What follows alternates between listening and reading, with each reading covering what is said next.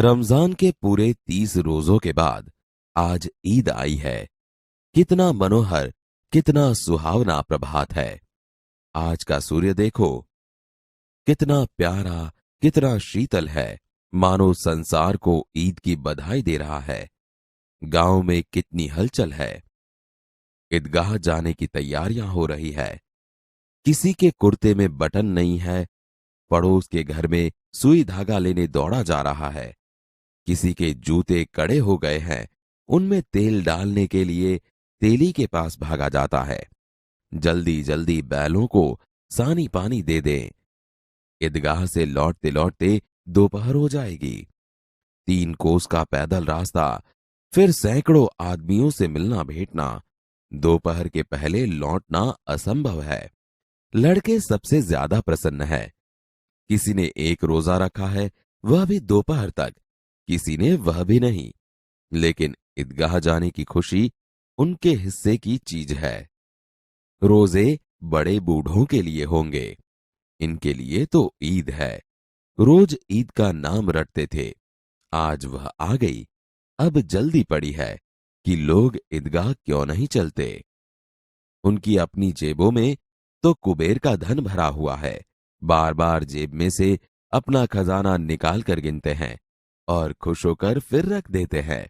महमूद गिनता है, 1, 2, 10, 12। उसके पास 12 पैसे हैं। मोहसिन के पास 1, 2, 8, 9, 15 पैसे हैं।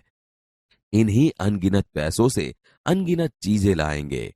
खिलौना, मिठाइयां, गेंद और जाने क्या क्या। और सबसे ज्यादा प्रसन्न है हामिद, गरीब सूरत, दुबला पतला लड़का, जिसका बाप गत वर्ष हैजे की भेंट हो गया। फिर एक दिन मां भी मर गई।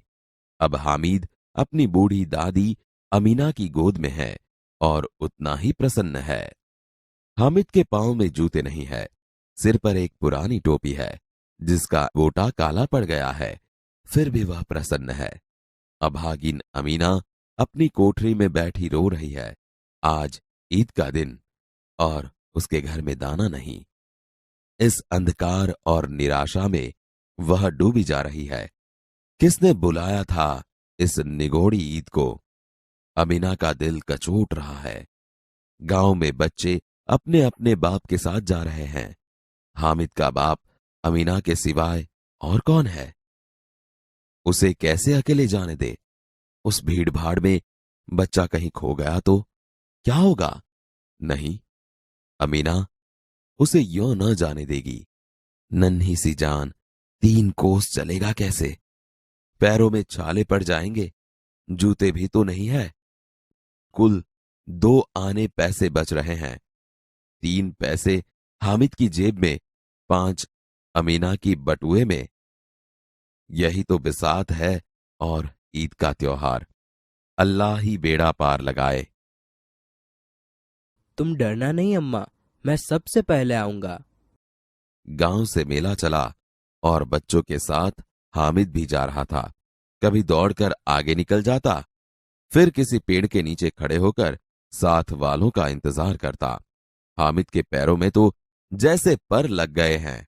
वह कभी थक सकता था? बड़ी इमारतें आने लगी।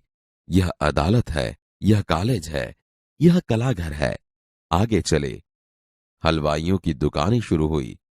आज खूब सजी हुई थी। इतनी मिठाइयां कौन खाता है? देखो ना, एक एक दुकान पर मनो होंगी। सहसा ईदगाह नजर आई। इमली के घने वृक्षों की छाया है। नीचे पक्का फर्श है, उस पर जाजिम बिछी हुई है। रोजेदारों की पंक्तियां एक के पीछे एक न जाने कहां तक चली गई हैं। यहां कोई धन और पद नहीं देखता।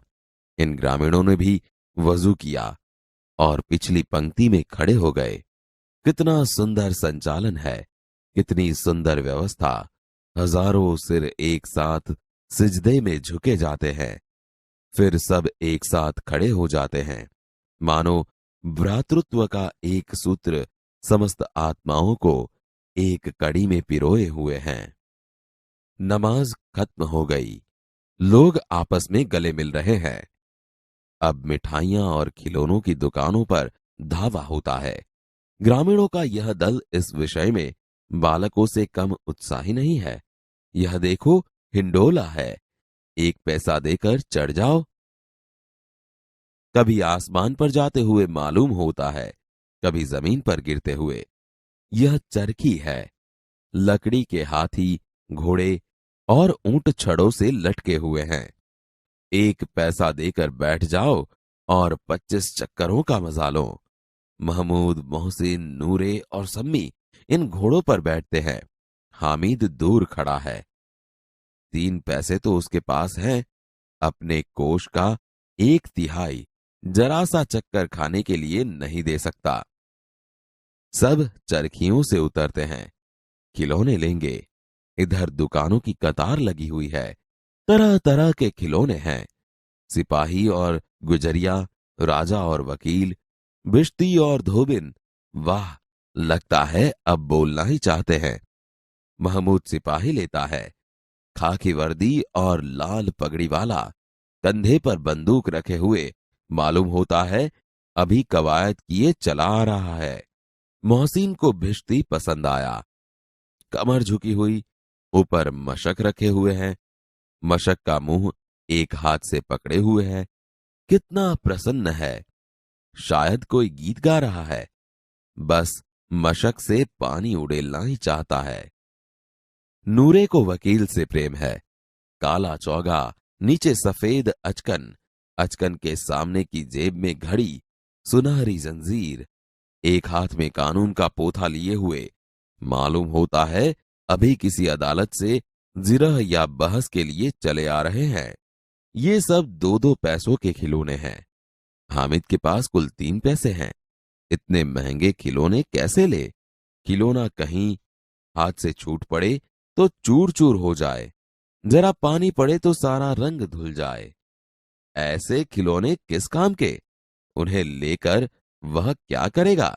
खिलौनों के बाद मिठाइयां आती है। किसी ने रेवड़ियां ली है, किसी ने गुलाब जामुन, किसी ने सोहन हलवा। मजे से खा रहे हैं। हामिद बिरादरी से पृथक है। अभागे के पास 3 पैसे हैं। क्यों नहीं कुछ लेकर खाता? ललचाई आंखों से सबकी ओर देखता है।